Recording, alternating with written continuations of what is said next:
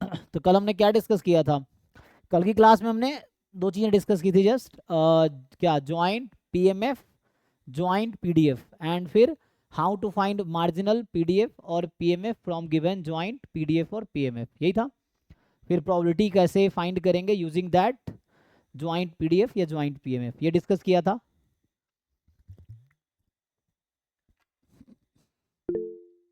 and independence property. How to check two random variables are independent if joint distribution are given. Joint PDF और joint PMF are given. So अभी मैंने ये start किया था ना, ये वाला पार्ट, तो डिस्ट्रीब्यूशन फंक्शन तो डिस्कस नहीं किया अभी। अभी हमने ये वाला पार्ट कल डिस्कस किया, पीडीएफ एंड दिस मार्जिनल, है ना, ये वाला पार्ट एक्चुअली कल हमने अभी डिस्कस किया। अभी आते हैं सीडीएफ पे, अभी इसकी बात करते हैं। तो लेट्स टॉक अबाउट दिस, है ना, डिस्ट्रीब्यूशन फंक्शन।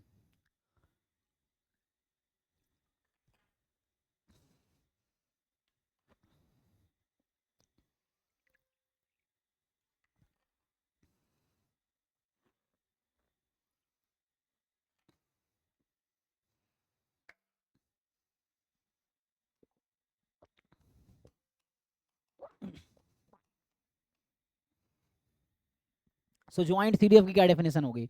तो मार्जिनल सीडीएफ की क्या डेफिनेशन थी कि marginal CDF is a function, X कोई रैंडम वेरिएबल है, तो marginal CDF of X is the probability capital X less than equal to small X, यही था। ज्वाइंट में क्या आएगा कि let x1 x2 be any random vector, मतलब चाहे डिस्क्रीट हो या कॉन्टिन्यूअस हो या मिक्स्ड हो, क्योंकि सीडीएफ का नोटेशन, ये रिप्रेजेंटेशन कॉमन है हर डिस्ट्रीब्यूशन के लिए, है ना। वैसे जैसे पीएमएफ पीडीएफ जैसा नहीं है कि पीडीएफ सिर्फ कंटिन्यूअस के पास है, पीएमएफ सिर्फ डिस्क्रीट के पास है ना, वैसा है यहाँ पे सीडीएफ हम एक जैसा लिखते हैं सबके लिए। तो x1 x2 be any random variable, random vector, ऐसा है, तो ज्वाइंट सीडीएफ ऑफ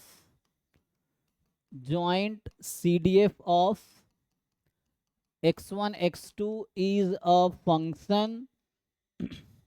तो फंक्शन क्या होता है जनरली, जब हम सीडीएफ लिख रहे थे आर सर टू आर। मेरा एक डाउट है। हाँ सर रैंडम वेक्टर और रैंडम वेरिएबल सेम ना? हाँ, random vector is like tuple of random variables. Yes sir more okay then sir. One random variable एक साथ आ गए तो रैंडम वेक्टर बन गया, ये चीज है, ठीक है ना। Yes sir thank you. हाँ, सो यहाँ पे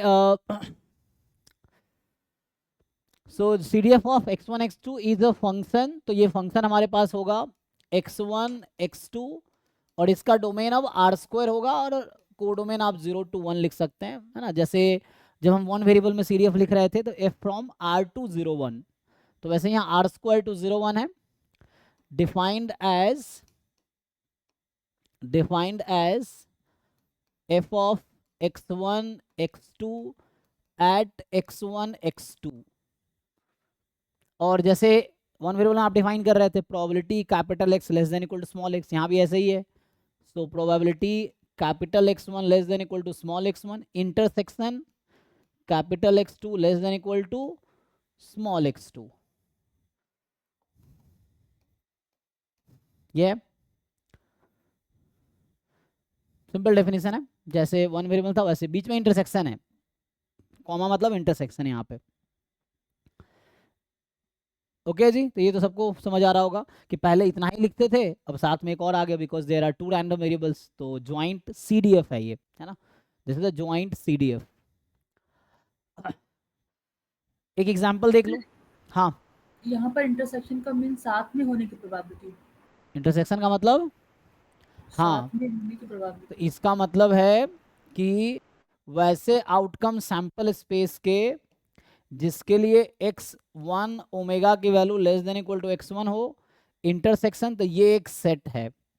और यहाँ पे मैं आपको एक वैसे लिख देता हूँ, probability of omega this intersection x2 omega less than equal to x2। तो हमें वैसा आउटकम ढूंढना है सैंपल स्पेस में से, सैंपल स्पेस के आउटकम को रैंडम वेरिएबल क्या करता है, नंबर बना देता है ना।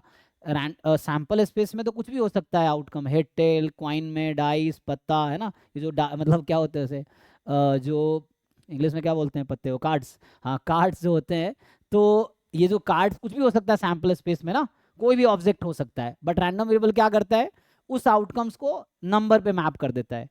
सो now we need to see those outcome in the sample space that will correspond capital X as less than equal to x1 and capital x2 less than equal to x2. तो वैसे outcomes की probability निकालेंगे जिसमें दोनों हो रहा होगा, both will happen simultaneously. ठीक है,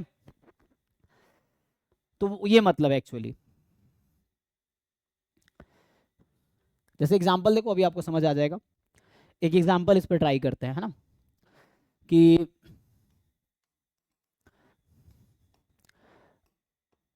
a pair of dice is rolled. ठीक, एक डाइस के पेयर को रोल किया, या मैं ऐसा बोलता कि वन डाइस ज्यादा हो जाएगा, नहीं कॉइन कर लेते हैं. तो a pair of coin is tossed, तो है ना, या यू से one coin is toss twice. तो हमने एक कॉइन को दो बार टॉस किया या दो कॉइन को एक साथ टॉस किया, हमारे लिए सैंपल स्पेस सेम रहेगा. ठीक है, तो इसके according you already know the sample space is H H H T H T T. अब मैं रैंडम वेरिएबल डिफाइन कर रहा हूं x1 outcome on first coin, x2 is outcome on second coin. Now तो पहले तो मैं आपसे पूछूंगा द फर्स्ट क्वेश्चन जो लास्ट क्लास में डिस्कस किया था, कि आप लिखो joint PMF of x1 and x2. ठीक, दूसरा क्वेश्चन होगा फाइंड मार्जिनल, ये कल का थ्योरी है, जो अभी क्वेश्चन लिख रहा हूं इसकी थ्योरी हमने कल किया था. देखो एक्चुअली क्लासेस ट्यूशन का मतलब ये है कि आप क्वेश्चन सॉल्व कर पाओ, बाकी थ्योरीज तो एनपीटीएल पे सोमेश सर पढ़ाते हो, मुझसे बेहतर ही पढ़ाते हो, ऑब्वियसली प्रोफेसर है, मैं उनका स्टूडेंट रहा हूँ. तो वैसे थ्योरीज तो एनपीटीएल पे बहुत सारे प्रोफेसर पढ़ा रहे हैं, या यूट्यूब पे बहुत सारे यूट्यूबर्स पढ़ा रहे हैं, लेकिन मेन है प्रॉब्लम सॉल्विंग.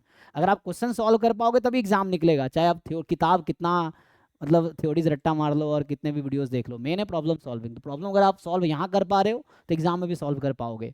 ये चीज़ें हैं, ऐसा अचानक नहीं होगा, घर पे आपसे सॉल्व नहीं हो रहा, एग्जाम में हो जाएगा. तो you have to solve problem. Tuition का यही फायदा है कि आप अभी सॉल्व करके देखो, हो रहा है ठीक है, नहीं हो रहा है तो सीखो ये चीज़ें. तो find marginal PMF of x1 and x2. फिर आपका तीसरा क्वेश्चन है कि क्या are x1 and x2 independent. ये सब कल हमने इसके थ्योरी डिस्कस किए हैं.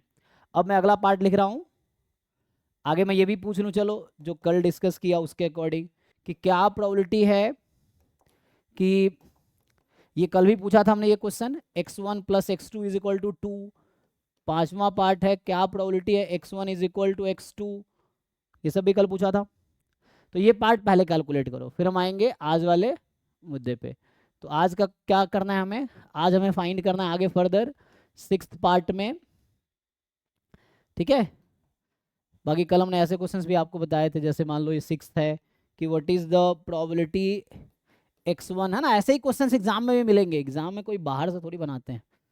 तो x1 more than equal to x2 हो गया, या आपसे पूछ लेगा probability x1 strictly less than x2 क्या होगा, इस तरीके से. बताओ ये सब क्या होगा, ये सिक्स पार्ट ऐसे कैलकुलेट करो. तो ये थ्योरी हमने कल ही डिस्कस किया था. बाकी जो है अभी जो हमें सीखना है वो ये सीखना है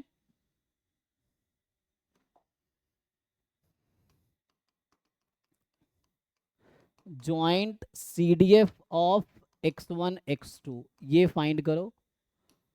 फिर मार्जिनल CDF कैसे आएगा, marginal CDF of x1 and x2. फिर CDF के थ्रू इंडिपेंडेंस चेक कर सकते हैं. पहले ये निकालो, देखो क्या होता है,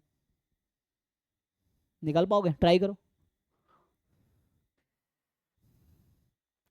और इन्हीं समय कुछ पार्ट एग्जाम में मिलेगा, ऐसा नहीं सारे पार्ट आएंगे, कोई एक पार्ट एग्जाम में मिल जाएगा, ऐसा है.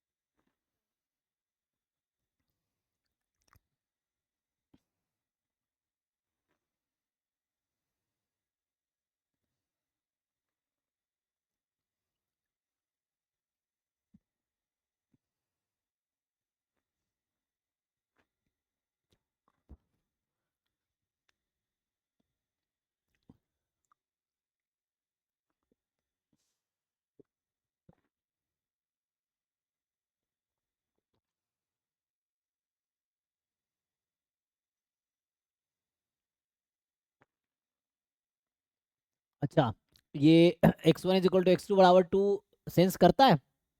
It doesn't make sense, right? क्योंकि यहाँ नंबर तो है ही नहीं। क्वेश्चन नंबर 6 दो बार लिख दिए हैं। अच्छा, 6 दो बार हो गया, लेकिन क्वेश्चन है x1 प्लस x2 2 होने का क्या मतलब है? हम तो आउटकम लिख रहे हैं ना, तो मुझे लगता है कि थोड़ा सा मैंने लिखने में गलती किया नहीं। ये एक मिनट, रुको रुको, मैंने क्वेश्चन में थोड़ा सा गलती की है। किसी को समझ आ रहा है? क्वेश्चन लिखने में थोड़ी शायद गलती हुई है। देखो एक मिनट। सर आउटकम्स मतलब हेड और टेल कोई भी आ सकता है सर। हाँ, तो इसमें लिखना चाहिए, स्पेशली सर कुछ तो एक आना चाहिए, हेड हाँ और वही टेल। मैंने लिखने में गलती किया है। तो यहाँ मुझे, यस क्योंकि सर, यस। ये सेंस नहीं करता ना, नंबर ऑफ हेड्स और यहाँ लिख दो नंबर ऑफ टेल्स। क्योंकि रैंडम वेरिएबल तो क्या करता है, सैंपल स्पेस के आउटकम को नंबर पे ले जाता है। तो मैंने जो लिखा था वो तो आउटकम ही आ गया, तो आउटकम नहीं आना चाहिए। Random variable maps every outcome of sample space to a real number, तो वो रियल नंबर को मैप करने चाहिए। तो अब सही है, नंबर ऑफ हेड्स, फिर नंबर ऑफ हेड्स ही लिख दिया, number of heads number of tails, ऐसा कर लो। अब सही है, अब ये क्वेश्चन अब सेंस करता है ना? हाँ हाँ, इसको बढ़ा देते हैं, तो ये 7 हो जाएगा, ये 8 हो जाएगा, ये 9 हो जाएगा। ठीक है, तो 5 6 7, इसको 8 कर दिया, इसको 9 कर देते हैं। ठीक है, जल्दीबाजी में ना गलतियां हो जाती है। हाँ। So a pair of coin is tossed, x1 is number of heads, x2 is number of tails। अब आप ट्राई कीजिए, अब सही है। वैसे क्वेश्चन गलत लिख दिया था।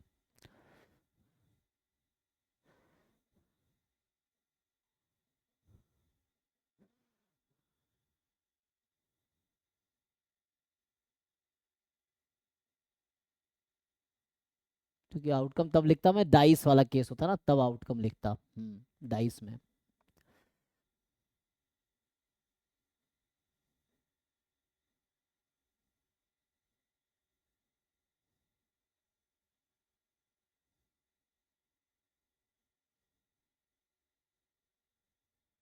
ये वर्ड आप बताया था आइडेंटिकली डिस्ट्रीब्यूटेड। जैसे मैं पूछूं कि x1 and x2 are identically distributed, ये डिफाइन किया मैंने? अभी तक डिफाइन नहीं किया होगा क्या? आइडेंटिकली डिस्ट्रीब्यूटेड है, ये पूछ रहा हूँ, है ना?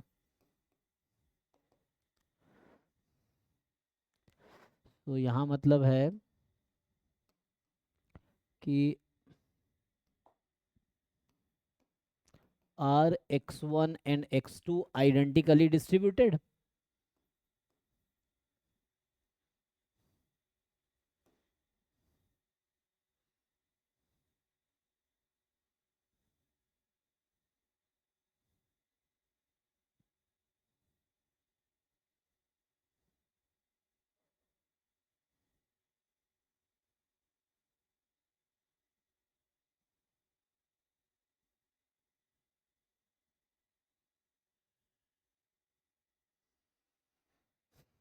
ठीक है, अब ट्राई करके देखो, अब आ रहा है कुछ?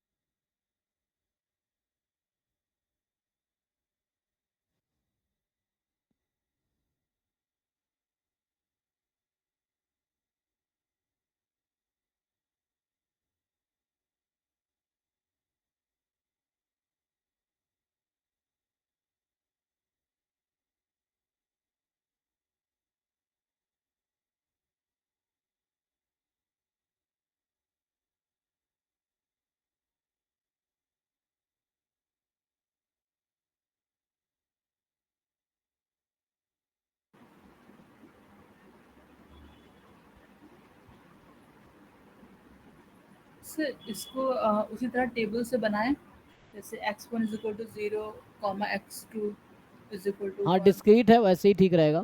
तो देखिए, तो करते हैं। उसमें फिर 1/4 आ जाएगा। ठीक है, देखिए तो सॉल्व करते हैं। ज्वाइंट पीएमएफ होगा,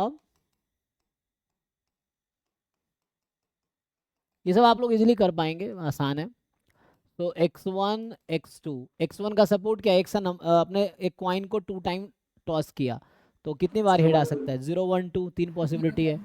सो 0 1 2, यहाँ भी 0 1 2, इस तरह से मान लीजिए।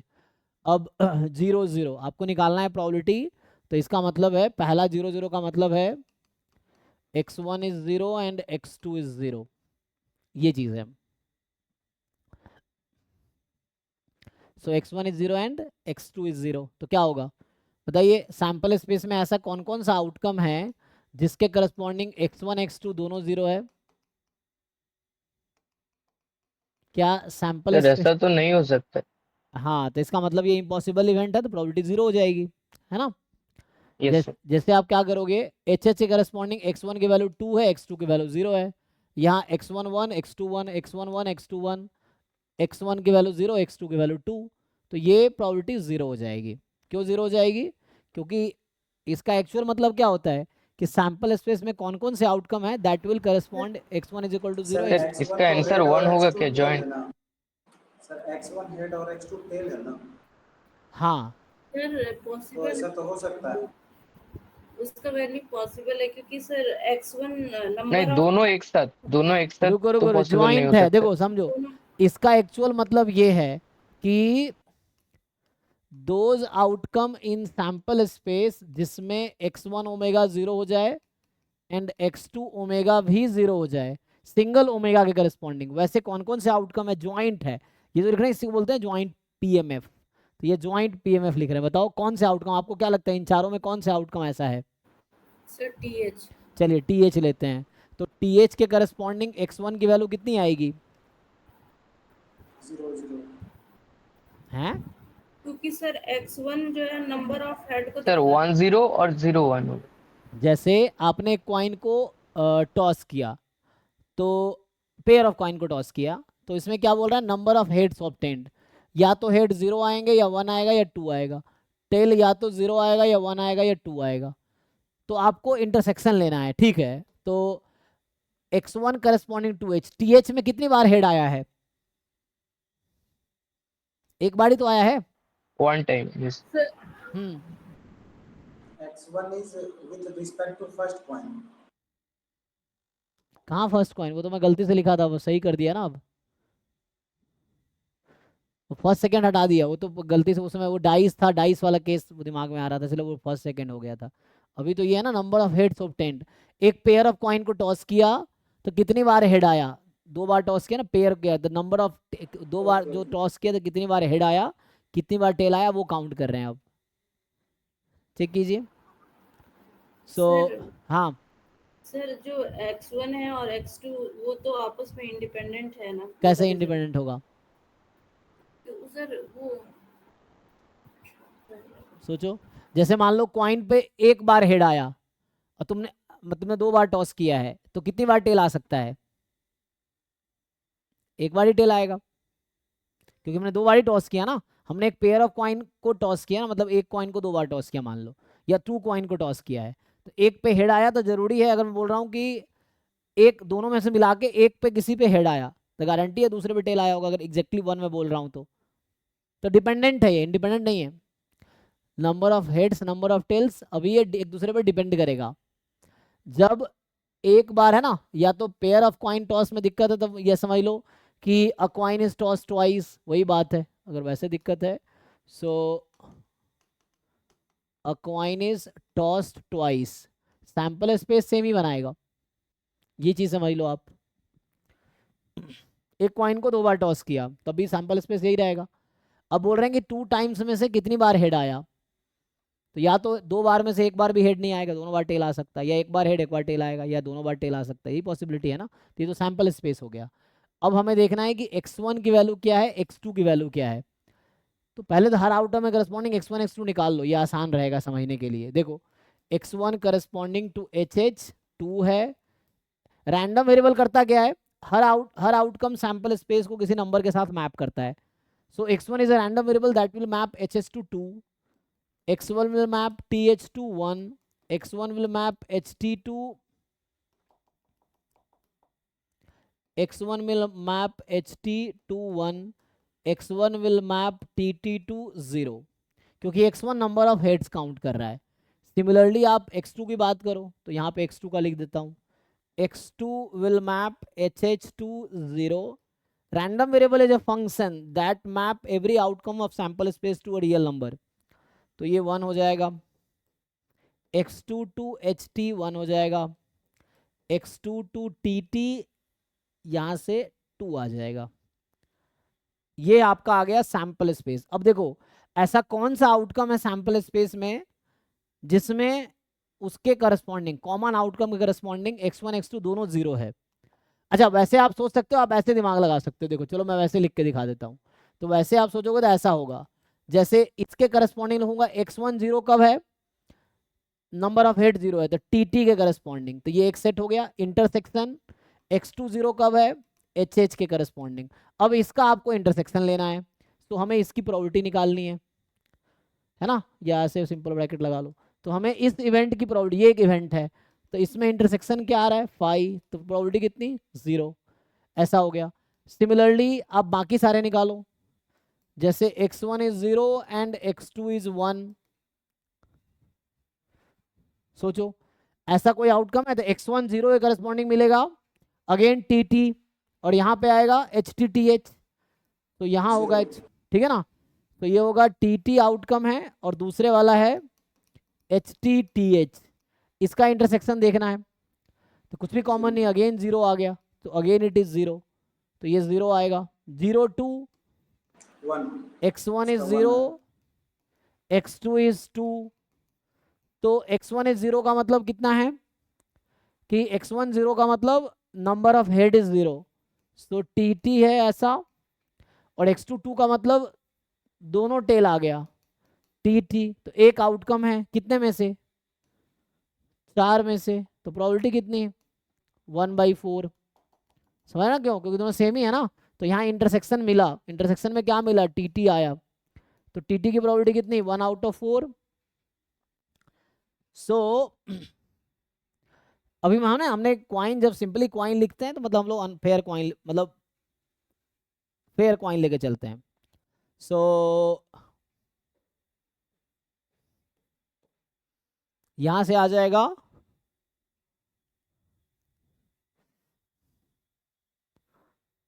कितना आ जाएगा, तो ये आ गया 1/4, फिर 1 0 पे 0 आएगा, 1 1 पे क्या आएगा, x1 इज 1 x2 इज 1, तो th ht दो आउटकम आएंगे दोनों में, तो 2/4 आएगा 0, फिर ये 1/4 0 0।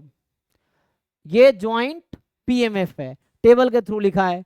अगर आप टेबल के थ्रू नहीं लिखना चाहते तो हम ऐसा लिखते, अगर मैं वैसे लिखता कि probability x1 is equal to x1 comma x2 is equal to x2, so हम ऐसा लिखते कि 1/4 आएगी जब x1 x2 की वैल्यू क्या क्या है 2 0 है या 0 2 है, तब ऐसा लिखते, और 1/2 होगी जब x1 x2 की वैल्यू 1 1 है, and 0 otherwise, so will write 0 otherwise.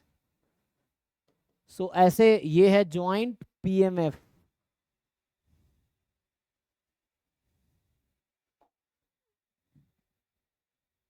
ठीक है, सो ये जॉइंट पीएमएफ है, ये टेबल के फॉर्म में लिखो या ऐसा लिखो, तो ये आ गया जॉइंट पीएमएफ। सम देखो टोटल 1 आ रहा होगा, टोटल सम करके 1 आएगा। अब यहां से मार्जिनल निकालो, marginal of x1 marginal of x2, so using this you find marginal of x1 and marginal of x2।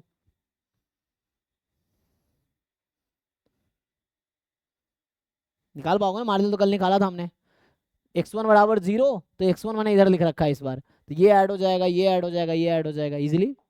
तो है ना 1/4, फिर 2/4, फिर 1/4, ऐसा आ जाएगा। तो मार्जिनल पीएमएफ अगर लिखो तो आसानी से आ जाएगा,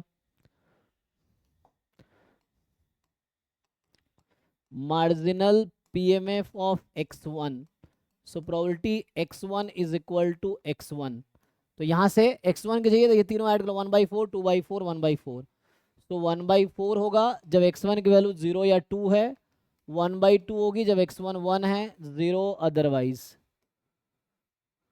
फिर ऐसे ही मार्जिनल PMF of x2. सो ना जब अनसॉल्व क्वेश्चन करोगे तभी तो समझ आएगा कि आप तो क्वेश्चन हो रहा है कि नहीं हो रहा, सॉल्यूशन देख के तो समझ लेते हैं समाउ। तो यहाँ भी यही आएगा।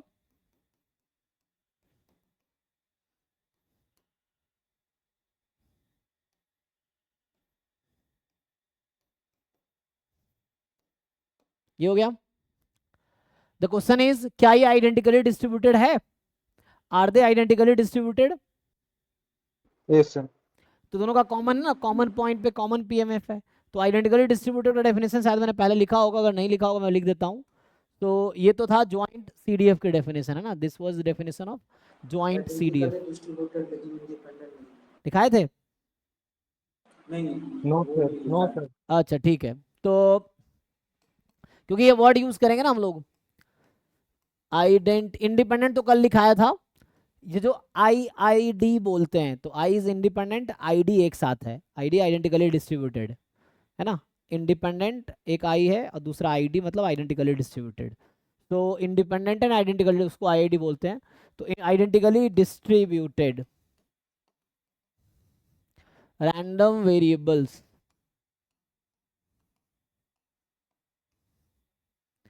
तो इसका ये मतलब है, दो पार्ट में लिख देता हूं या सीडीएफ के थ्रू लिख सकते हैं, है ना, कि two random variables x1 and x2 are identically distributed if and only if,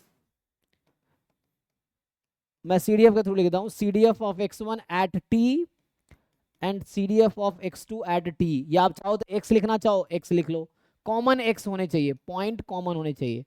so CDF of x1 at x and CDF of x2 at x is equal for all x belongs to r, चाहे कोई भी real number ले लो, common variable पे दोनों की value equal हो जाएगी। इसी को दूसरे तरीके से लिख सकते हो, तो एज अ थ्योरम या दैट इज में लिख देता हूं। यही चीज है कि यही आ जाएगा, that is two discrete random variables x1 and x2 are identically distributed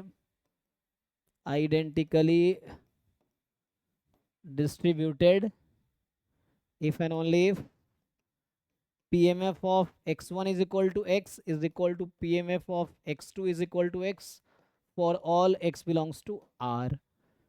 इसी को अगर कॉन्टिन्यूअस है तो कैसे लिखेंगे?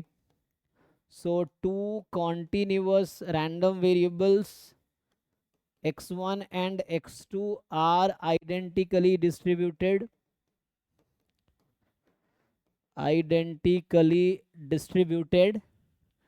if and only if PDF of x1 at x, PDF of x2 at x equal for all x belongs to R। ठीक है, तो ये डेफिनेशन है, और इसको हम ऐसा लिखते हैं। तो इसका नोटेशन ये है, जनरली मैं जब लिखूंगा तो इसका नोटेशन जो हम यूज करते हैं ऐसा बोलते हैं कि x1 identically distributed with x2। ठीक है, x1 आइडेंटिकली डिस्ट्रीब्यूटेड विथ, ये नोटेशन है, ठीक है ना, x1 आइडेंटिकली, ऊपर d लिखा हुआ है, आइडेंटिकली डिस्ट्रीब्यूटेड विथ x2। ठीक है, किसी को डाउट है इसमें? जैसे यही क्वेश्चन देख लो, यहाँ पे इसमें क्या हो रहा है, डिस्क्रीट है, तो इसका पीएमएफ कॉमन है ना, या तो पीएमएफ के थ्रू देख लो या सीडीएफ के थ्रू देख लो या पीएमएफ के थ्रू देख लो, बात बराबर है। तो यहाँ पे क्या हो रहा है कि अगर वेरिएबल कॉमन इक्वल कर दो, यहाँ x कर दो, इसको भी x कर दो, तो सेम ही तो दिखेगा, दोनों सेम ही है ना। तो इसका मतलब ये है कि x1 is identically distributed with x2, तो ये हुआ आइडेंटिकली। क्या मैं बोल सकता हूं कि x1 is equal to x2? Can we say x1 is equal to x2? x1 and x2 are equal random variable, ऐसा बोल सकता हूं मैं? No sir. No. So x1 x2 are not equal random variable.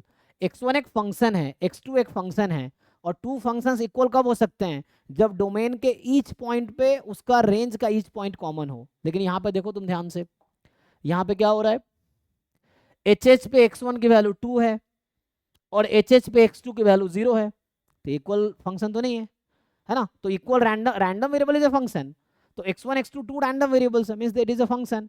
तो ये equal random variable तब होता जब डोमेन के ईच पॉइंट पे ये सेम वैल्यू जनरेट कर रहा होता, तब बोलते हैं दोनों फंक्शन इक्वल। लेकिन फंक्शन इक्वल नहीं है, इसका डिस्ट्रीब्यूशन इक्वल है। So random variable are not equal, है ना। यहां मैं लिख रहा हूं कि क्यों लिख रहा हूं ऐसा, इसका रीजन है ना। सो दे आर नॉट इक्वल, बोल रहा हूं यहां आइडेंटिकली डिस्ट्रीब्यूटेड है, identically distributed but not equal. इसलिए जरूरी नहीं है कि कोई रैंडम वेरिएबल आइडेंटिकली डिस्ट्रीब्यूटेड है तो इक्वल होगा। इक्वल होगा तो ऑब्वियसली आइडेंटिकली डिस्ट्रीब्यूटेड होगा, तो दोनों रैंडम वेरिएबल इक्वल ही है तो डिस्ट्रीब्यूशन सेम ही आना है। बट अगर किसी टू रैंडम वेरिएबल का डिस्ट्रीब्यूशन सेम आ रहा है, डजंट मीन कि they are identically they are equal, है ना। ठीक है जी। तो identically distributed doesn't mean they are equal. तो इक्वल नहीं है, क्यों इक्वल नहीं समझा आपको, क्योंकि इक्वल नहीं है क्योंकि दोनों की वैल्यू इक्वल पॉइंट पे है ना। ये है because PMF of x1 is x and PMF of x2 is x are equal for all x belongs to R। ये नहीं है because x1 at HH is different than x2 at HH।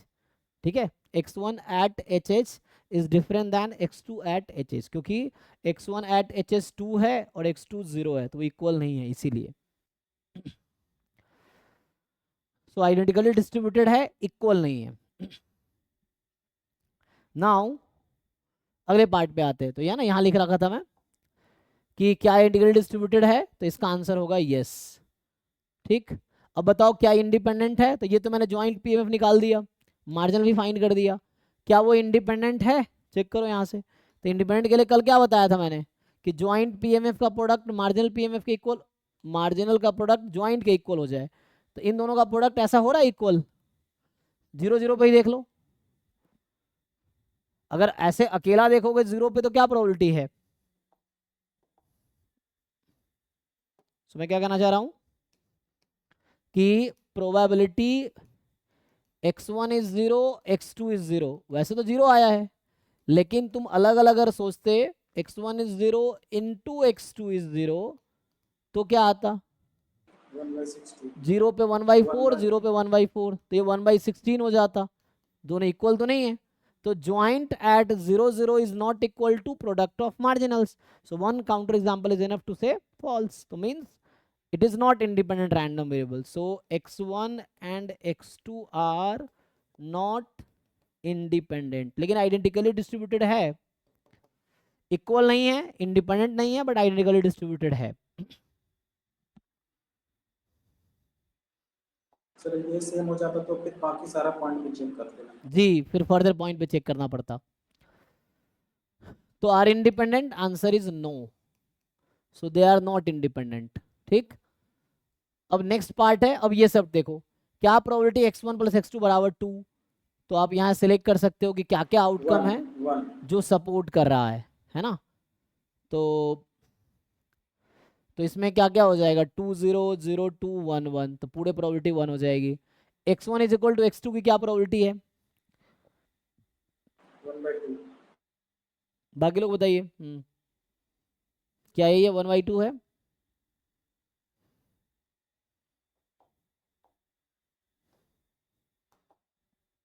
तो जब आप लिखते हैं x1 प्लस x2 बराबर 2 का मतलब है कि यहाँ x1 0 हो सकता है एंड x2 2 हो सकता है, या x1 1 हो सकता है, x2 1 हो सकता है, या फिर x1 0 हो सकता है, x2 2 हो सकता है। अच्छा दोबारा रिपीट हो गया, तो ये 2 हो जाएगा और ये 0 हो जाएगा। तो यही तो सैंपल स्पेस में था, 1/4 1/2 1/4, तो ये तो 1 आ गया। जब आपसे पूछा जा रहा है x1 is equal to x2, तो इसका मतलब है x1 0 x2 0 और x1 1 x2 1 और x1 is 2 and x2 is 2, यही पॉसिबिलिटी है। इक्वल करना है मुझे, तो यहाँ समेशन कर रहे हैं क्योंकि डिस्क्रीट है। कॉन्टिन्यूस होता तो इंटीग्रेशन कर रहे होते, लेकिन वो तो 0 ही आ जाता है कॉन्टिन्यूस में। तो यहाँ पे 0 0, अब ये इंडिपेंडेंट तो है नहीं, तो देख लो ज्वाइंट सही करना पड़ेगा। अब मार्जिनल से नहीं निकलेगा ये, क्योंकि इंडिपेंडेंट तो है नहीं ना, तो मार्जिनल कोई हेल्प नहीं करेगा हमें, तो ज्वाइंट ही हेल्प करेगा। 0 0 पे क्या प्रोबेबिलिटी आई थी 0, 1 1 पे क्या आई थी 1/2, 2 2 पे कितनी आई थी 0, तो आंसर इज 1/2। ठीक है,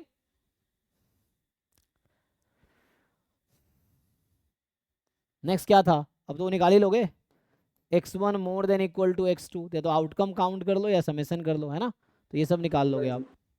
कितना आया ये 1/2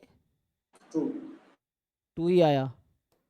probability x1 less then x2, तो ये भी 1/2 आएगा, कोई कॉम्प्लीमेंट है इसका। ओके है,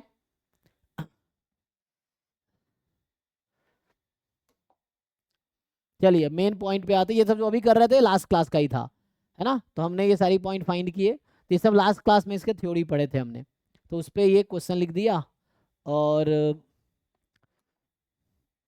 सो उस पर ये सब हमने अभी सॉल्व किए। अब आते हैं इस पॉइंट पे, फाइंड द जॉइंट CDF। तो आपको फाइंड करना है जॉइंट CDF। जॉइंट CDF का डेफिनेशन ये था, this was definition of joint CDF। तो आप, है ना, हम लोगों ने यूनिवेरिएट डिस्ट्रीब्यूशन में सिंगल रैंडम वेरिएबल का CDF लिखा है, तो यहाँ जॉइंट CDF लिखते हैं।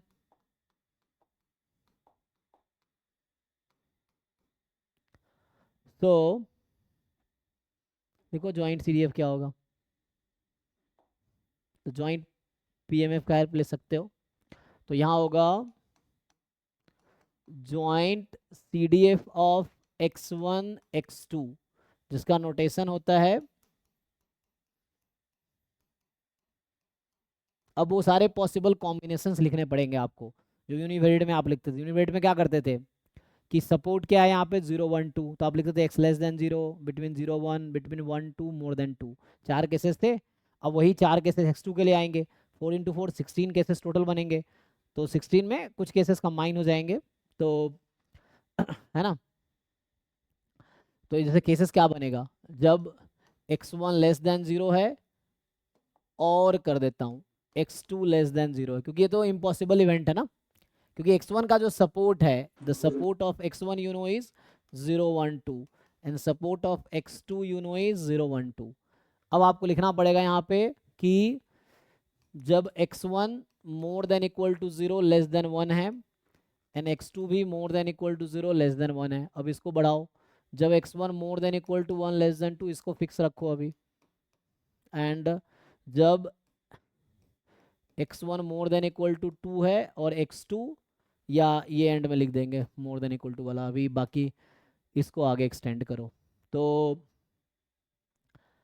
ठीक है ना, इसको फिक्स रखा ना हमने। अब यहाँ x2 अगर 1 से 2 में है, लेकिन x1 0 से 1 में है, x2 हमारा 1 से 2 में है, फिक्स रखो, और x1 भी 1 से 2 में है।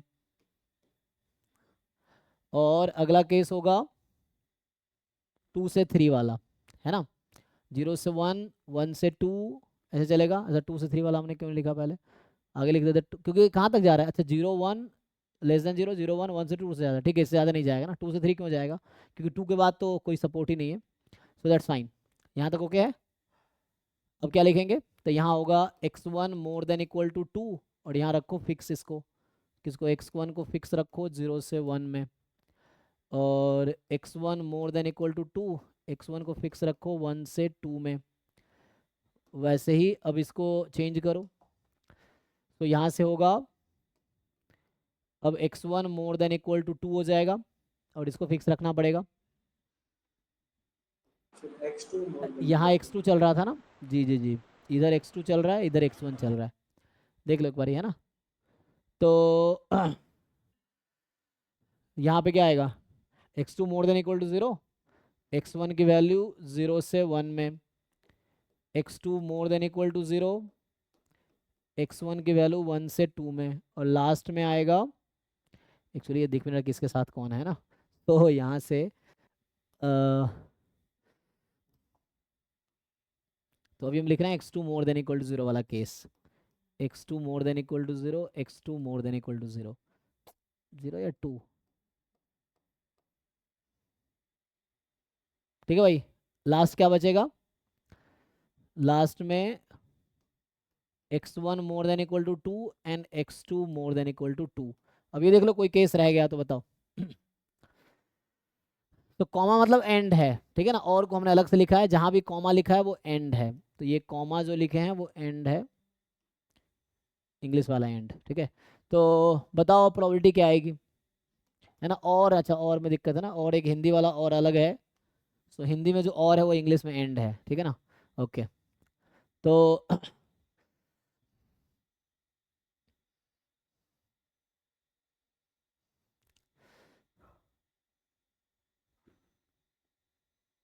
बताओ भाई।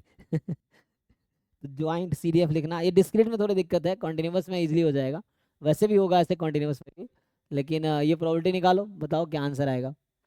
सो कुछ नहीं है, एक नंबर फिक्स कर लो, यू जस्ट, जैसे मैं यूनिवेरिएट में करता था कि like you fix a number less than 0, -1 ले लेते हैं, और कह रखा है ना, तो एक काम करो ये निकालो अलग से, तो अलग से थोड़ा एक्सपेरिमेंट कर लो।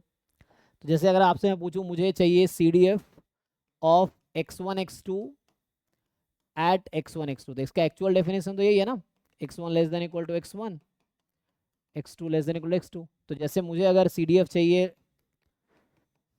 मैंने फिक्स कर लिया -1, कुछ भी चलो -1 ले लिया अभी के लिए, क्या होगा ये probability x1 less than equal to -1, x2 less than equal to -1। अब सोचो सैंपल स्पेस में ऐसा कोई आउटकम है जिसके करस्पॉन्डिंग x1 की वैल्यू -1 से कम आ जाएगी, लेकिन x1 तो 0 1 2 हो सकती है ना, उसके आगे और पीछे कुछ हो नहीं सकती, तो ये इंडायरेक्टली 0 है ना, तो ये तो यहाँ पे 0 आ जाएगी पहला वाला। अब जब x1 की वैल्यू और था ना, वो तो x1 की वैल्यू 0 1 में है और x2 की वैल्यू भी 0 1 में है, कौन सा आउटकम कॉमन आएगा।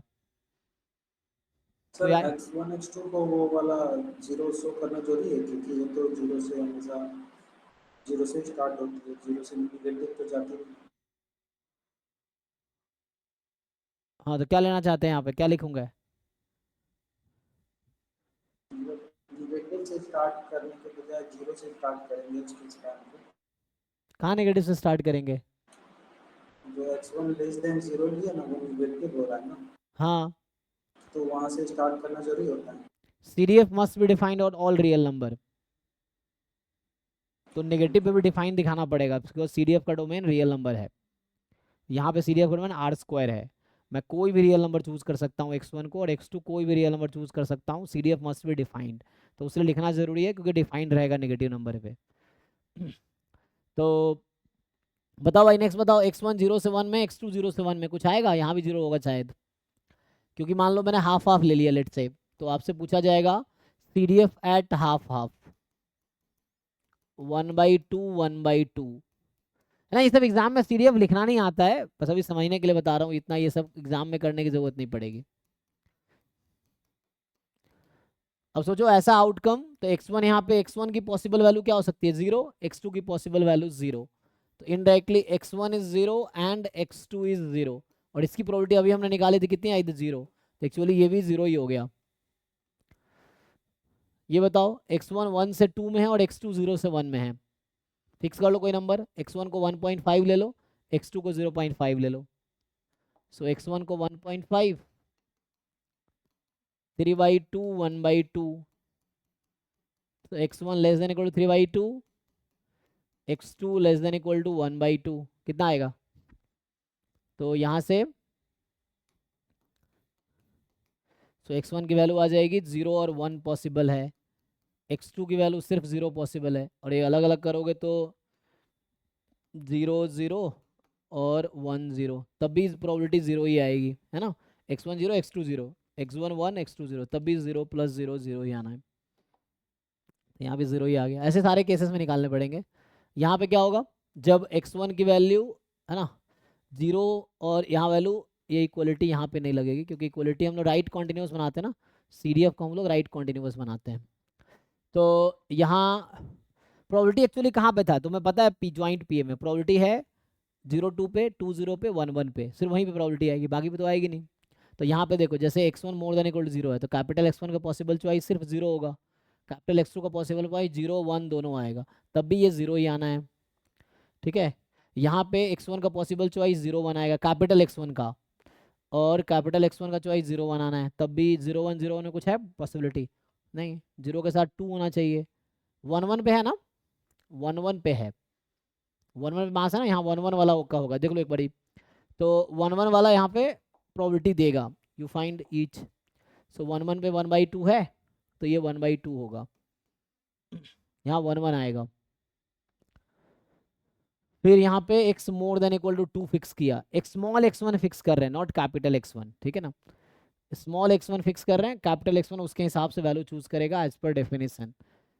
कैपिटल तुमने स्मॉल x1 को फिक्स कर रहे हो, कैपिटल X1 इसके हिसाब से अपने वैल्यू सेलेक्ट करेगा, है ना। So capital X1 capital X2 will choose value according to that. तो यहाँ से क्या आ जाएगा, जब x more than equal to 2 ले लिया आपने, तो 0 1 2 सारी अलाउड वैल्यू यहाँ पे, और यहाँ पे वैल्यू अलाउड है 0 बस। तो 0 अलाउड है, यहाँ पे 0 1 2 है, तो 0 के करस्पॉन्डिंग क्या था 0 2, मतलब यहाँ पे 0 0, तो 0 ही था, हाँ 2 0 पे आ जाएगा ना, तो ये 1/4 आएगा। तो मुझे इसको लॉजिकली बाद में लिखना चाहिए, इसको इधर लिखना चाहिए था, है ना। तो वो कोई दिक्कत नहीं है ना, इस केस को ऊपर इसको नीचे लिखना चाहिए ताकि आपको दिखेगी राइट को, वो नॉन डिक्रीजिंग चल रहा है, कोई बात नहीं। यहाँ पे देखो, फिर यहाँ पे 1 2 है, 0 1 दोनों आ जाएगा, तो 1 1 वाला भी आएगा और 0 2 वाला भी आएगा, तो ये आएगा 3/4। एंड यहाँ पे जब आओगे तो फिर से वही चीज़ है, 0 वाली वैल्यू आएगी तो 1/4 आएगी, है ना। तो ऐसा लिखता हूँ 1/2 1/4 3/4, 1/2 1/4 3/4, और यहाँ पे आएगी ना 0 वाली, तो 1/4 आएगी। तो ये ऐसा नहीं कि डायरेक्टली नॉन, यहाँ पे ईच वेरिएबल के रेस्पेक्ट में नॉन डिक्रीजिंग होगा, वो मैं लिखूंगा अभी प्रॉपर्टी। तो यहाँ से क्या आ जाएगी, फिर से इधर भी लिखोगे तो 0 1 वाला आ जाएगा, तो 3/4 यहाँ भी आएगा, बाद में 1 आ जाएगा। ये CDF actually, this is a joint CDF of x1 x2। अब खुद यहाँ पर निकालो, अगर तुम्हें फाइंड सर करना हो इसका तो। मतलब वो जो रेंज है स्मॉल x1 x2 इसका वैल्यू पुट फिक्स्ड करना है, देन CDF अलग से कैलकुलेट करना हाँ, है। ये अलग से कैलकुलेट करना है, yes. You fix the value of small x1 x2 as per this range, and then you find this okay separately, ये अलग से फाइंड करना होता है। तो ये इसका जॉइंट CDF है एक्चुअली, ठीक है, सर प्रीवियस पेज। जो कि है ना एग्जाम में ये ऐसे नहीं पूछेगा जॉइंट CDF। पीछे क्या था, क्या फिक्स करना होता है सर? स्मॉल x1 x2,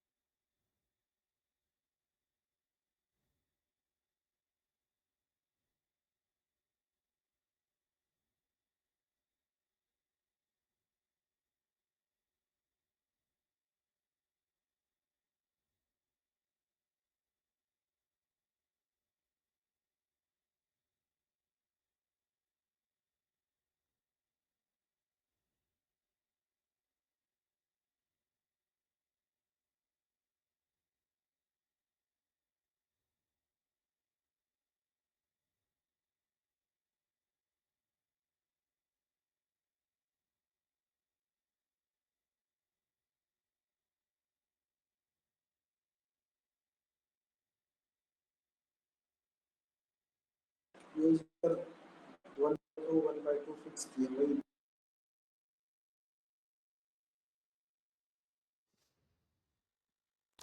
समझ नहीं आया, ठीक है भाई। तो डिफरेंट वैल्यूज लो, इस रेंज से वैल्यू सेलेक्ट करो, उसकी वैल्यू फाइंड करो, you select the value in the range, then you find the value of this quantity. Sir table से भी बन जाएगा बिना वैल्यू सिलेक्ट किए। हाँ भाई, आप जैसे विद्वान लोग बना देंगे, हमसे नहीं बनता ना, तो आप बना लो, अगर आप ऐसे ही बना दोगे तो ईजी है ना, उसमें कोई दिक्कत नहीं है, आप ऐसे ही बना लो, उसमें क्या है, अब सबका दिमाग आपके जैसा थोड़ी है, ठीक है।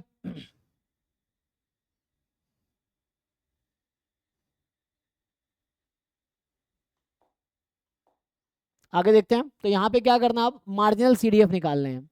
तो मार्जिनल CDF ज्वाइंट से कैसे आएगा, पहला तो थ्योरम ये है कि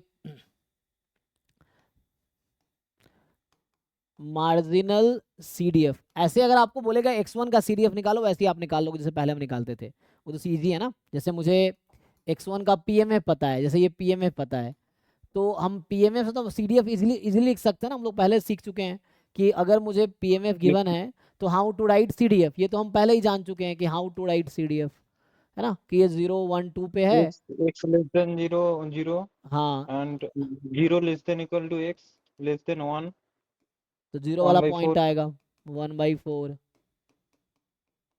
इस पे क्या आएगा 1/4 plus 1/2 3/4 आ जाएगा, x1 मोर देन इक्वल 1 आ टू 2, जाएगा। ये 1 आ जाएगा।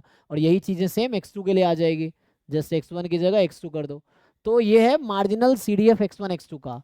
लेकिन ये तो हमें मार्जिनल PMF निकालने के बाद पता चला ना। बट अगर मुझे डायरेक्टली ज्वाइंट से मार्जिनल चाहिए, मान लो ज्वाइंट गिवन है एंड मुझे मार्जिनल चाहिए, तो कैसे निकलेगा, तो उसके लिए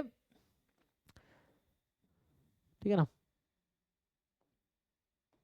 तो ये तो ऐसे ही निकल आया, x2 का है ये, तो x2 का सेम ही आएगा, आइडेंटिकली डिस्ट्रीब्यूटेड है तो सेम ही आएगा। बट यहाँ मैं बोल रहा हूँ थ्योरम क्या है, मार्जिनल CDF ऑफ x1 जो कि होगा fx1 एट x1, और मुझे फाइंड करना है गिवन ज्वाइंट CDF से, if joint CDF is given, तो उसके लिए क्या करना पड़ता है, किसी को आइडिया है। यस सर, प्रीवियस वैल्यू में घटाते जाते हैं। घटाते जाते हैं, अगर मुझे ज्वाइंट CDF दिया और CDF, limit x2 tends to infinity. हाँ x2 को प्लस इन्फिनिटी कर देंगे तो मार्जिनल ऑफ x1 आ जाएगा सिंपली। सो और मार्जिनल CDF ऑफ x2 चाहिए, तो सिंपली आपको ज्वाइंट CDF में x1 को आप प्लस इन्फिनिटी रख लो तो वैसा आ जाएगा। जैसे पिछले वाले क्वेश्चन में भी ऐसा कर सकते हैं हम लोग, आप ध्यान से देखिए। अगर पिछले वाले क्वेश्चन में आप देखेंगे कि x2 को हम प्लस इन्फिनिटी फिक्स कर देते हैं, मान लो ये मैंने लिखा है ना, अभी ये मैंने ये लिख रखा है, अब मुझे इससे लिखना है using this CDF, I want to write CDF of, मान लो ये मुझे क्वेश्चन में गिवन है, अभी मैंने लिख दिया, अब इसके हेल्प से मुझे x1 का मार्जिन निकालना है, इसके हेल्प से, तो क्या आएगा, so I want to find CDF of x1 using this CDF। तो आप देखो हमने कहा कि x2 को इन्फिनिटी रख दो, यही कहा हमने कि x2 को इन्फिनिटी रख दो, या x2 टेंस टू इन्फिनिटी ले लो, इसका मतलब होता है एक्चुअली कि you take x2 tends to infinity. तो बताओ x2 की वैल्यू इन्फिनिटी किस इंटरवल में लाई करेगी, इस वाले में लाई करेगी, है ना। Yes sir. तो लिख दो इसके करस्पॉन्डिंग क्या क्या मिल रहा है वैल्यू हमें, एक मिनट यहाँ लिखने में क्या गलत है ना, ठीक है ना। सो बताओ क्या हुआ, तो इसके करस्पॉन्डिंग ये वैल्यू है, इसके करस्पॉन्डिंग ये, इसके करस्पॉन्डिंग है, लिख लो। तो जब x1 आप 0 से 1 में लोगे तो वैल्यू आपको 1/4 आएगी, जब x1 आप 1 से 2 में लोगे तो वैल्यू आपकी 3/4 आएगी, और जब x1 आप मोर देन इक्वल टू 2 लोगे तो वैल्यू 1 आएगी। और आगे सपोर्ट है नहीं तो 0 अदरवाइज, है ना, यहाँ भी था ना, और था x1 लेस देन 0 और x2 लेस देन 0, तो जब x1 लेस देन 0 होगा तो वैल्यू 0 आएगी, क्योंकि वहाँ और है, एंड नहीं है, तो वहाँ और है, मतलब x1 लेस देन 0, बाकी x2 कुछ भी हो जाए। मैं इसको 2 लाइन में लिख सकता था, है ना, ये जो ऊपर दिख रहा है ना, this can be written in 2 lines, अगर आप ऐसे देखोगे तो I can write this in 2 lines, ऐसा कि x1 less than 0, x2 is any real number, यहाँ लिखूँ x1 is any real number, x2 less than 0, तो ये 0 रहेगा, ठीक है, ऐसा, और ये 0।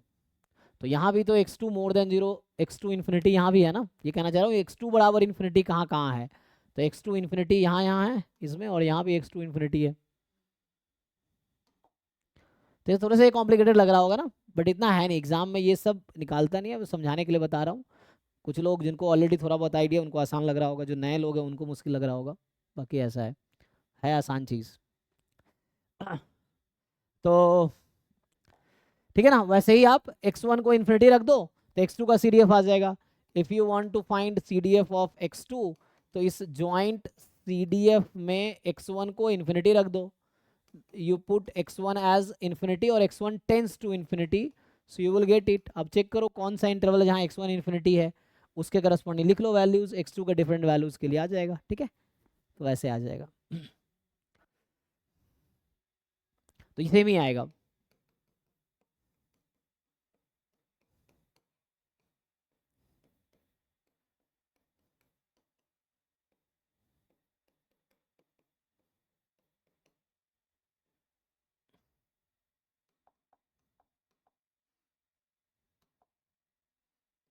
ठीक है, इस तरह से आ जाएगा। थोड़े आगे बढ़ते हैं। तो ये तो हो गया मार्जिन कैसे निकालने हैं। सर वो इन दिस स्लाइड कौन सी स्लाइड, ये वाली? Okay okay this yes sir. Sir हो गया। तो ठीक है, जैसे अगर कॉन्टिन्यूअस रैंडम वेरिएबल में आप जानते हो तो यहाँ पे क्या होता है, एक थ्योरम लिख देता हूँ।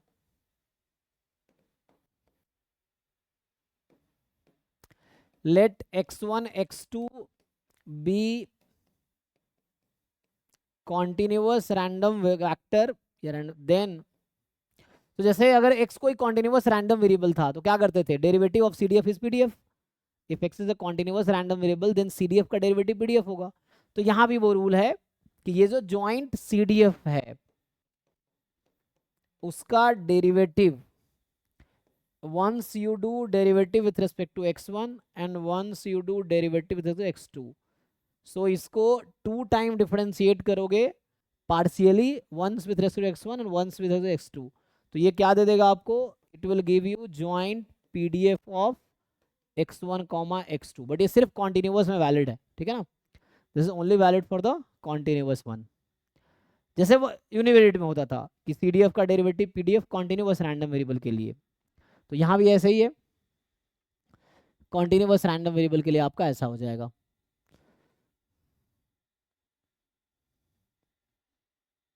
ओके है? जैसे वहां पे हम चेक करते थे कि ये जो हमारे पास एक सेकंड पीछे कीजिए। सो है ना,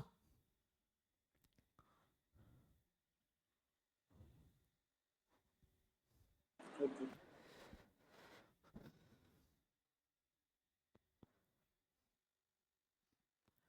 जैसे वहां बोलते हैं ना, जैसे एक थ्योरम था यूनिवेरिएट केस में कि a function f from R to 0 1 is CDF, कोई फंक्शन दिया हुआ है और आपसे पूछता है ये CDF है कि नहीं बताओ, तो इफ एंड ओनली इफ, तो आप 4 कंडीशन चेक करते थे यूनिवेरिएट केस में।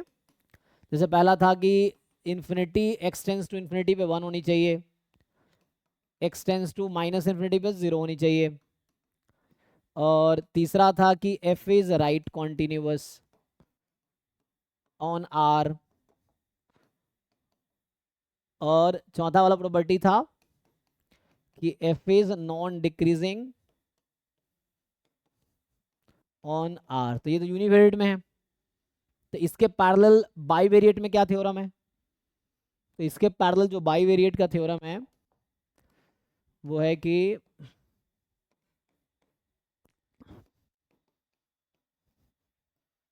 अ फंक्शन f जिसका डोमेन है R², मतलब 2 वेरिएबल फंक्शन है। अगर डोमेन R है मतलब 1 वेरिएबल फंक्शन है, डोमेन R² मतलब 2 वेरिएबल फंक्शन है। 2 0 1 this is CDF if and only if. तो यहाँ पे पहली कंडीशन आएगी कि कोई भी एक माइनस इन्फिनिटी हो गया,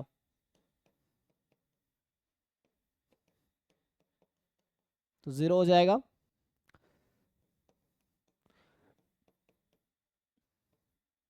अच्छा यहाँ x2 लिख देता हूँ, सेकेंड वेरिएबल x2। सो कोई भी एक माइनस इन्फिनिटी है तो 0 हो जाएगी, एंड है ना x1 कोई भी रियल नंबर हो सकता है यहाँ पे, तो x2 का ओपन ब्रैकेट हाँ x2 पे ओपन ब्रैकेट, ये एक्चुअली फंक्शन है, ये जो आप कैलकुलस में लिखते हैं ना F of X one comma X two, ये वो है। तो ब्रैकेट का कोई रोल नहीं ओपन क्लोज का, ये ऑर्डर पेयर है, ओके मतलब ये क्या बोलते कोऑर्डिनेट है जस्ट। सो यहाँ पे तीसरा x1 x2 दोनों को अगर आप इंफिनिटी रख देंगे तो आंसर 1 आ जाएगी। एंड फोर्थ तो है ना, कोई भी एक माइनस इन्फिनिटी है 0 आएगा, दोनों प्लस इन्फिनिटी है तो 1 आएगा। अब ये राइट कॉन्टिन्यूअस होने चाहिए। फोर्थ में क्या आएगा, ये 2 वेरिएबल फंक्शन है एक्चुअली, है ना। So this is right, this is non decreasing, क्या लिखा था पहले, right continuous. So this is right continuous with respect to each variable या ईच कंपोनेंट, मतलब दोनों वेरिएबल के रेस्पेक्ट में एक को फिक्स कर दो, x2 को फिक्स कर दिया तो x1 के रेस्पेक्ट में राइट कॉन्टिन्यूअस होगा, x2 को फिक्स कर दिया x1 के रेस्पेक्ट में, x1 को फिक्स कर दिया x2 के रेस्पेक्ट में, ऐसा। पांचवा ये है कि ये जो फंक्शन है fx1 fx2 this is non decreasing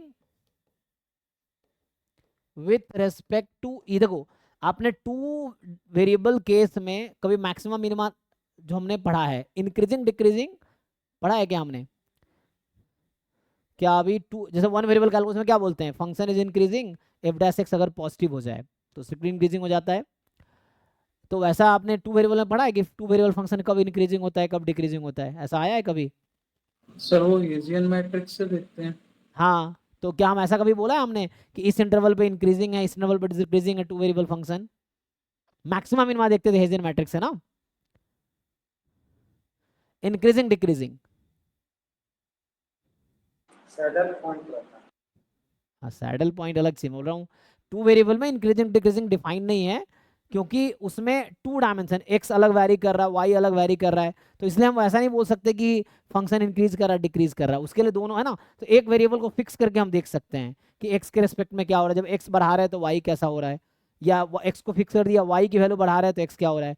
ऐसा 2 वेरिएबल में कोई इंक्रीजिंग डिक्रीजिंग का डायरेक्ट कॉन्सेप्ट नहीं है, ठीक है ना। सर वो कंटूर प्लॉट बता देता है थोड़ा सा, क्या कि कंटूर प्लॉट। हाँ वो है, लेकिन उसमें मतलब वेक्टर कैलकुलस में चला जाएगा उसके रेस्पेक्ट में, बट ऐसा कोई यहाँ पे मैं बताना चाह रहा हूँ कि यहाँ पे आपको क्या है ना, जैसे मुझे नॉन डिक्रीजिंग चेक करना है या इंक्रीजिंग चेक करना है, तो एक्चुअली मुझे क्या चेक करना होगा कि एक को फिक्स करके दूसरे के रेस्पेक्ट में, दूसरे को फिक्स करके एक के रेस्पेक्ट में, तो एक एक कंपोनेंट के रेस्पेक्ट में चेक करना पड़ेगा।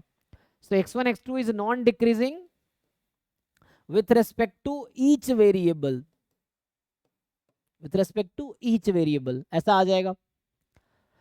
और इतना ही एनफ नहीं है, एक और कंडीशन आएगी, एक कंडीशन और आएगी, वो है 6th कंडीशन कि ये जो फंक्शन है a1 क्या लिख दूं, b1 plus a2 b2 minus a1 b2 minus a2 b1 that must be more than equal to 0 for all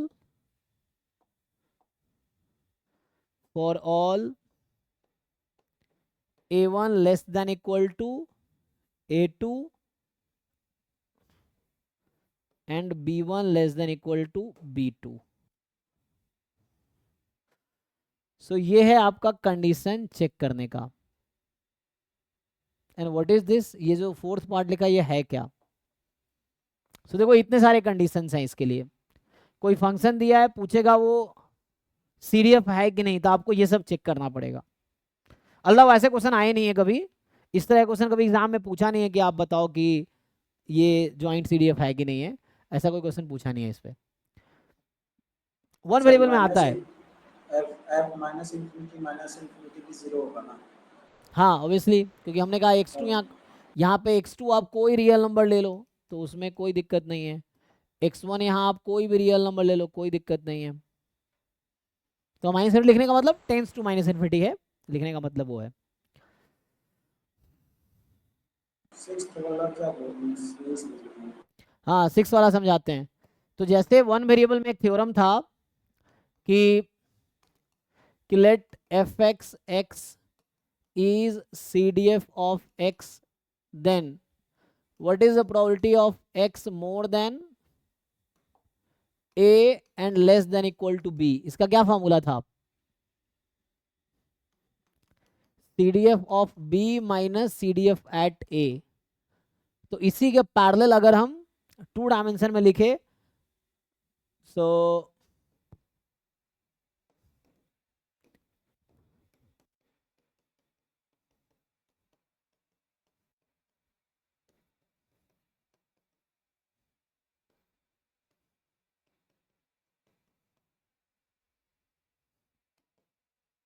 तो आपसे पूछेगा क्या प्रोबेबिलिटी है x1 की वैल्यू a1 से लेके a2 तक है, और कैपिटल Y की वैल्यू b1 से लेके b2 तक है।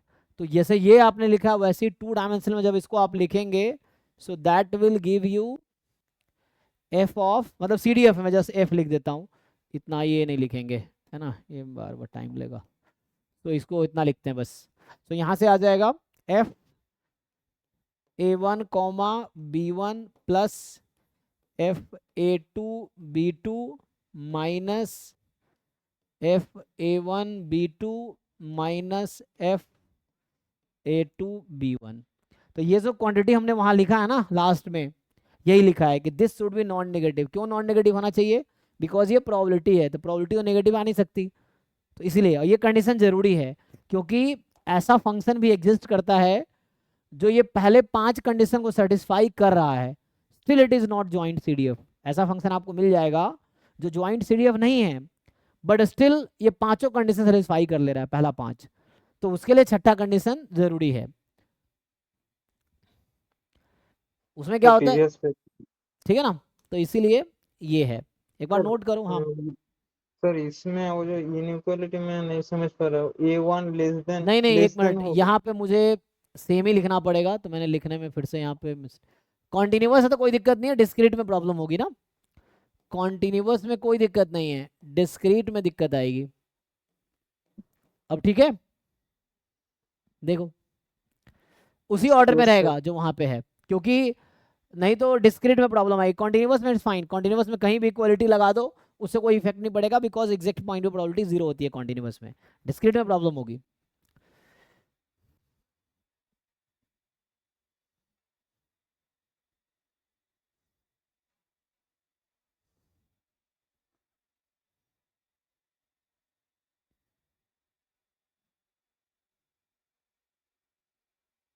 ठीक है, इसको ग्राफ से बता सकते हैं? ग्राफ से आप भी देख सकते हैं, आप ग्राफ बना के देखिए, इजीली दिख जाएगा आपको। खुद से ग्राफ बना के देखो एक बार, फिर बताता हूँ फिर।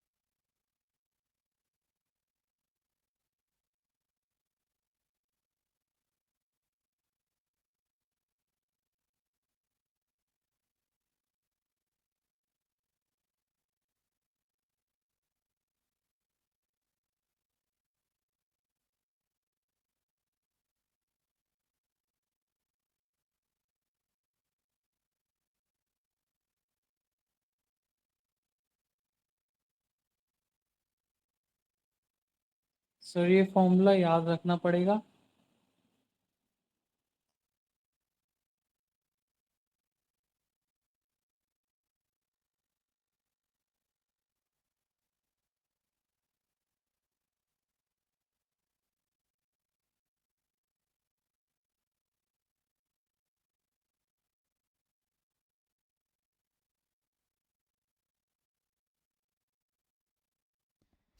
हाँ जी, क्या कह रहे थे?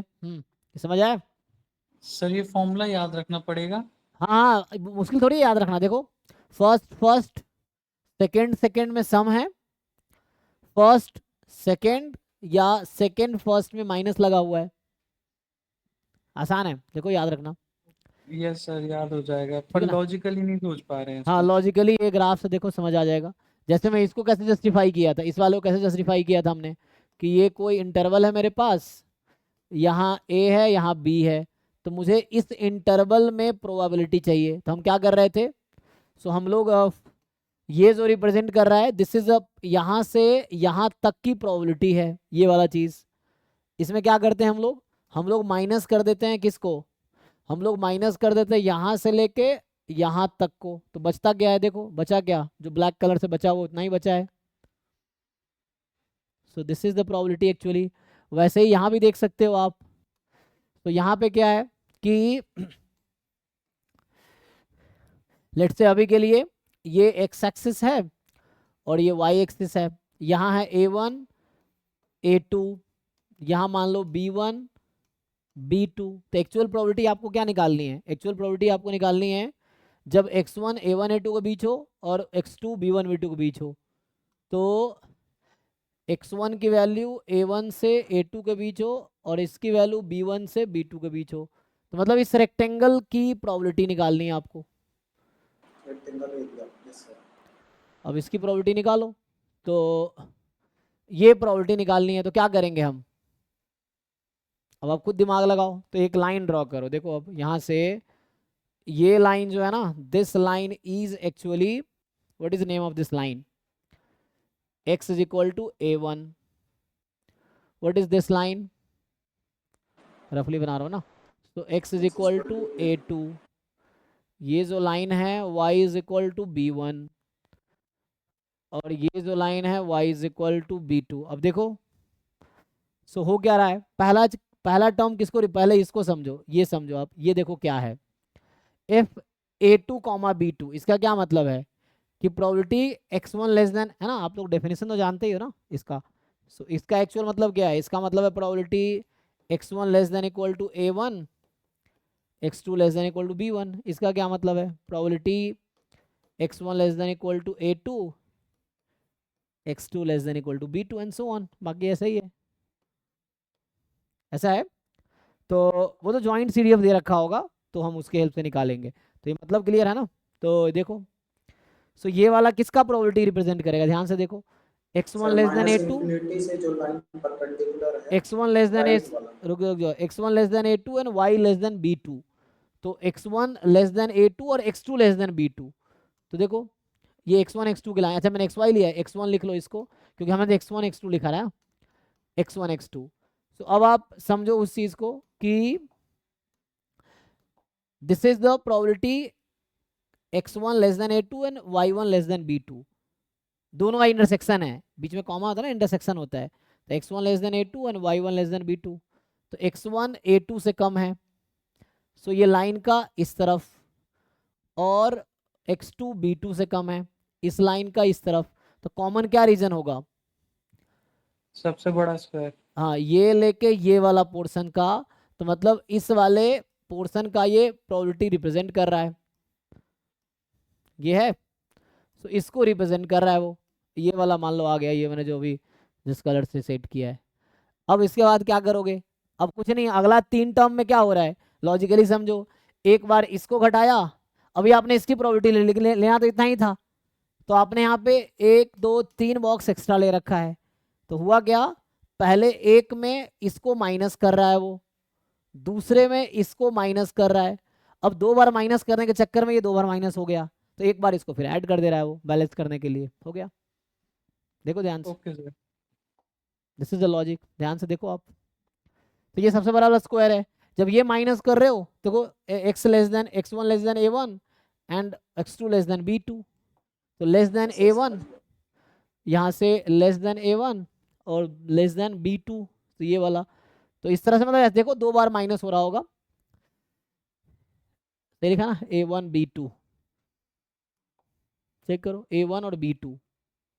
सो B2 तो ऊपर है ना, B2 ये है, एक लिखने में गलती हुआ, ये B2 है और ये B1 है ना, ये B1 था ना, दिस वाज B1 B2। सो ये B1 है, ये B2 है और A1 A2 है ना। तो लेस देन B2 सही से लिखा है, देख लो एक बार फिर से। A2 B2 ना, ठीक है, हाँ A2 B2।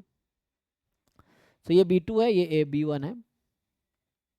तो नेक्स्ट वाले में क्या हो रहा है, लेस देन B2, तो ये अगले पार्ट में इतना माइनस कर दिया, दूसरे पार्ट में इतना माइनस कर दिया, ये डबल माइनस हुआ तो एक बार ऐड कर दिया, बस यही लॉजिक है यहाँ पे और कुछ नहीं है। तो ये वाला ऐड इसलिए हुआ है क्योंकि इन दोनों में ये कॉमन है, तो ये डबल माइनस हुआ तो एक बार ऐड हुआ बैलेंस होने के लिए।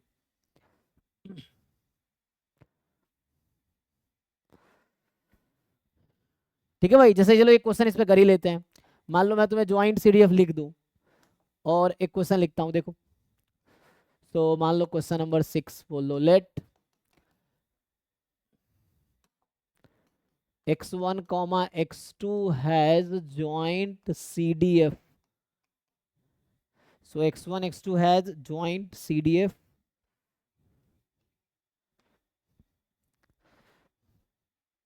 हालांकि दोनों तरीका है, ज्वाइंट CDF से प्रॉपर्टी कैसे निकालोगे, तो मैं बुक का ही कोई स्टैंडर्ड क्वेश्चन लिख देता हूँ।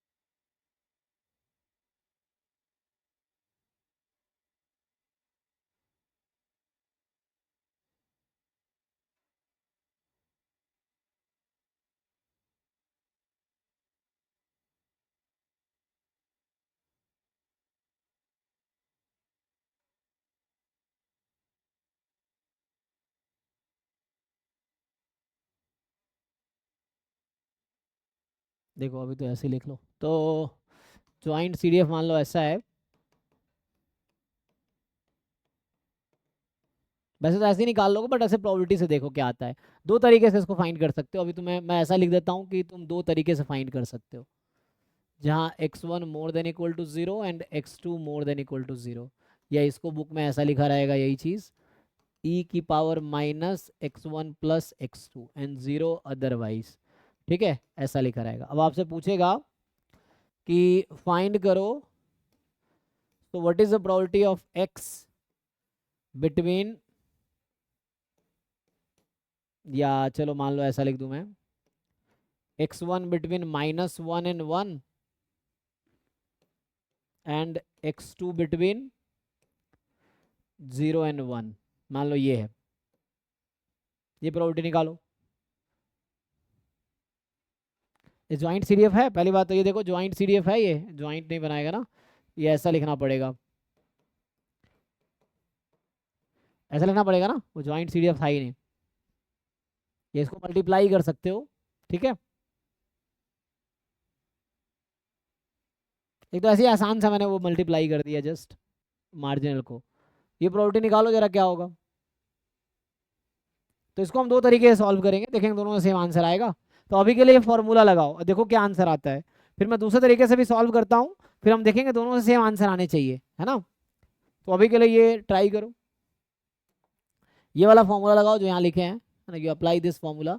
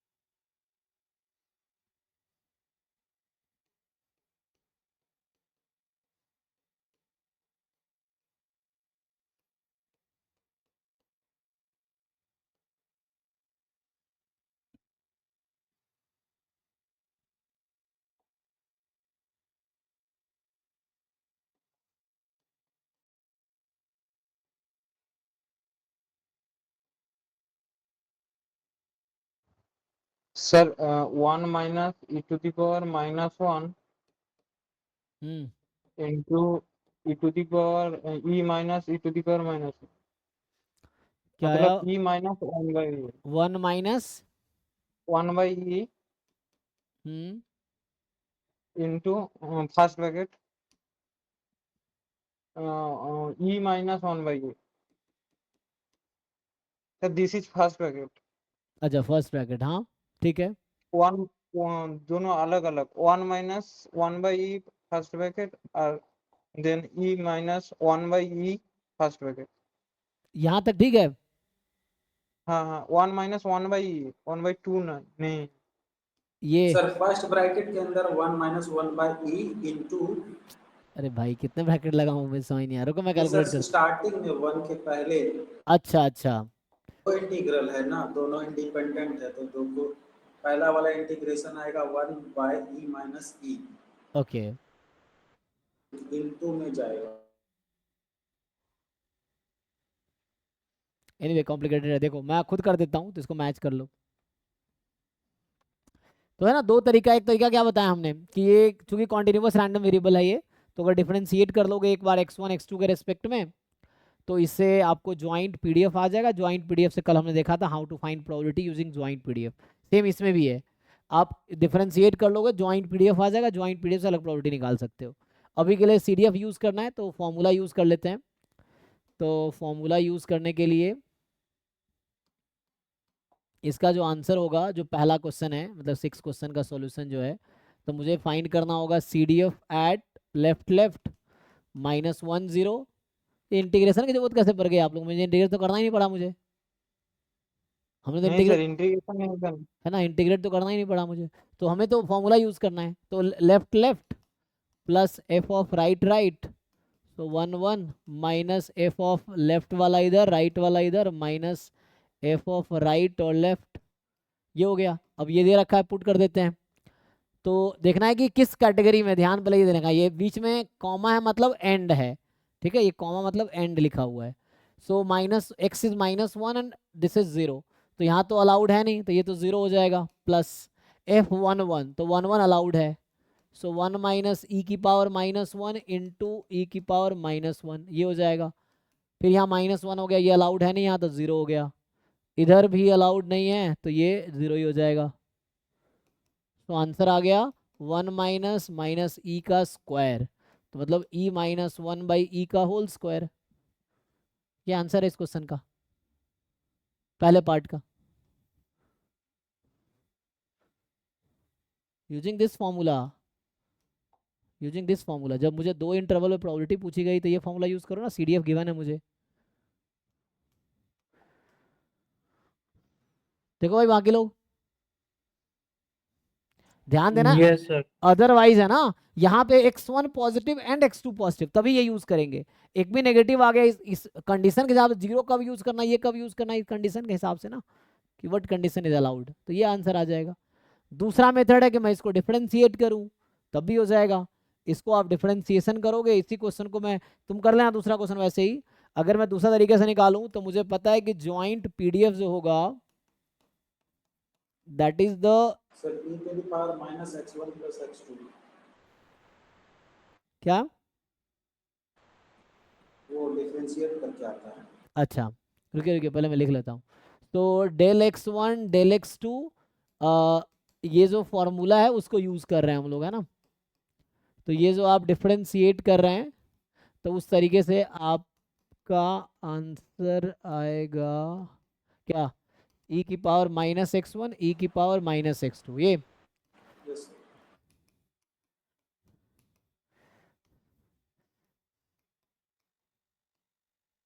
अब जैसे आपसे जो पूछा गया है प्रोबेबिलिटी कि लाइक क्या प्रोबेबिलिटी है, x1 टेक्स वैल्यू क्या -1 से 1 था, and x2 takes value 0 to 1, यही है ना।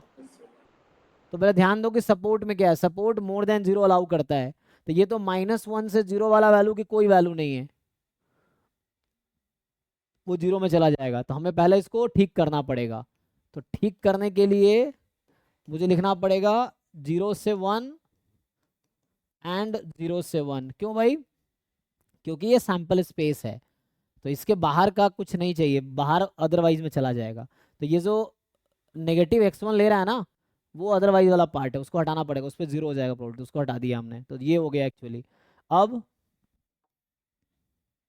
आप इंटीग्रेट करो 0 से 1, 0 से 1 इसको e की पावर -x1 e की पावर -x2 dx1 dx2, तो यहाँ से क्या आ जाएगा, आप तो इजीली सिंप्लीफाई कर लो, हो जाएगा भाई, क्योंकि वेरिएबल भी फ्री है एक दूसरे से और लिमिट भी फ्री है, आंसर वही आया। ये सेकेंड मेथड है, आंसर तो सेम ही आया।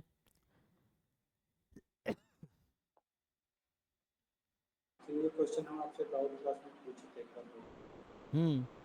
तो ठीक है, तो अभी के लिए क्या है, सेम तरीके से आप दूसरा सॉल्व कर लो। बाकी एक और लिखा देता हूँ रिजल्ट, जैसे हमने इंडिपेंडेंट पे बहुत सारे कल लिखे थे ना थ्योरम्स कि x1 x2 are independent, joint PDF is equal to product of marginal PDF, joint PMF is product of marginal PMF, वैसे सीडीएफ का भी है। तो जैसे जो सीडीएफ लिखे थे, तो अगर इसके लिए मैं इंडिपेंडेंट लिख दूं कि इंडिपेंडेंट रैंडम वेरिएबल्स, तो इसमें होगा 2 रैंडम वेरिएबल्स, यहाँ ये नहीं फिक्स कर रहा हूँ discrete continuous, any 2 x1 and x2 are independent if and only if joint CDF of x1 x2 is the product of marginal for all x1 belongs to R, x2 belongs to R। ठीक है जी, तो joint CDF is product of marginals if and only if, सब if and only if result है, तो इससे proof हो जाएगा। ठीक है भाई, तो आज तो हमने ज़्यादा कुछ नहीं किया, जस्ट CDF किया है ना, तो आज हमने डिफाइन किया ज्वाइंट CDF क्या है, एक एग्जांपल किए, फिर ये 1-2 थ्योरम्स किए, तभी टाइम खत्म हो गया। तो सर ये थ्योरम क्या बोलता है? हाँ, ये थ्योरम क्या बोलता है? जोर से, थोड़ा जोर से बोलो, जोर से। सर ये थ्योरम थोड़ा एक्सप्लेन कर। क्या एक्सप्लेन करना है भाई, joint equal to independent event का क्या डेफिनेशन था? Probability of both the events will be equal to the product of the probability of each event. Product both the event, तो वही तो है ये, थोड़ा दिमाग खोल के देखो ना, वही तो है। इसका क्या डेफिनेशन है, x1 less than equal to x1, ये E1 है, इंटरसेक्शन E2 है, so E1 intersection E2 is equal to, ये क्या है, प्रोबेबिलिटी ऑफ x1। एग्जाम में भी मुझे ही फोन करना कि सर थोड़ा दिमाग लगाओ, इसमें समझा दो क्या हो रहा है, खुद से थोड़ा दिमाग यूज करो, इसमें क्या होगा, और करते भी है बच्चे, है ना, जैम गेट में नहीं, बाकी एग्जाम में। तो यहाँ पे x1 less than equal to x1, this x1 less than equal to x1 into x2 less than, समझ आ रहा है, probability of E1 intersection E2 is equal to probability of E1 into probability of E2, that's why it is independent. Same ही तो है, इसका definition यही तो था, इसका डेफिनेशन ये है, इसका डेफिनेशन ये है, सेम तो है। सर जो पहला क्वेश्चन करवाए थे ना, उसमें जो क्वेश्चन नंबर 6 है उसका 3/4 आ रहा था, हाफ नहीं आया था सर। 6 में, अच्छा देखो देखते हैं, तो ये वाला सर, ये पेज, अच्छा ये नहीं ये क्वेश्चन का सर 6 नंबर, ठीक है, probability of x1 greater than equal to, हाँ ये रहा, 6 नंबर ना, x1 more than equal to x2, okay, तो ये तो सॉल्व करके देखना पड़ेगा, कितना आया आपका, 3/4। ओके, बाकी लोग चेक करो भाई, मैंने पूछ के लिख दिया था जैसे हमने, कहाँ गया वो, 3/4 आ रहा है ना, तो 3/4 चेक कर लेना भाई, 1/4 तो ये 1/4 आ जाएगा, एक बार चेक कर लेना, बाकी लोग खुद से अपना दिमाग लगा के, तो ठीक है ना, कोई कुछ कह रहे थे क्या, फाइन, ठीक है, अब यही स्टॉप करता हूँ, तो डाउट क्लास कंटिन्यू करते हैं। तो कल हम क्या करेंगे, तो अभी हम लोग अभी क्या क्या इसमें डिस्कस किया, यहाँ से स्टार्ट किया था, अभी है ना, फिर PYQ कराऊंगा, पहले एक बार थ्योरीज डिस्कस कर लेता हूँ पूरा, तो यहाँ तक हो गया, मार्जिनल डिस्कस कर लिया है ना, तो हमने मार्जिनल्स डिस्कस किए हैं, ज्वाइंट और मार्जिनल्स, पीडीएफ, पीएमएफ, सीडीएफ, ये 3 चीजें डिस्कस किया है कि ज्वाइंट है ना, joint PDF, joint CDF, joint PMF, marginal CDF, marginal PDF, marginal PDF, CDF, PMF, ठीक है ना। अब आते हैं कंडीशनल डिस्ट्रीब्यूशन पे, तो कल कंडीशनल डिस्कस करेंगे, तो इसमें भी कंडीशनल में तीनों आएगा, conditional PMF, conditional PDF, conditional CDF, ठीक है। सो वो कल हम लोग डिस्कस करेंगे। बाद में जो एमजीएफ आएगा तो मोमेंट जेनेटिक फंक्शन में भी आता है, joint MGF, marginal MGF, conditional MGF सब आएगा, तो वो जब एमजीएफ डिस्कस करेंगे तो एक साथ डिस्कस कर लेंगे। अभी मैं ये डिस्कस करूंगा कल, ठीक है।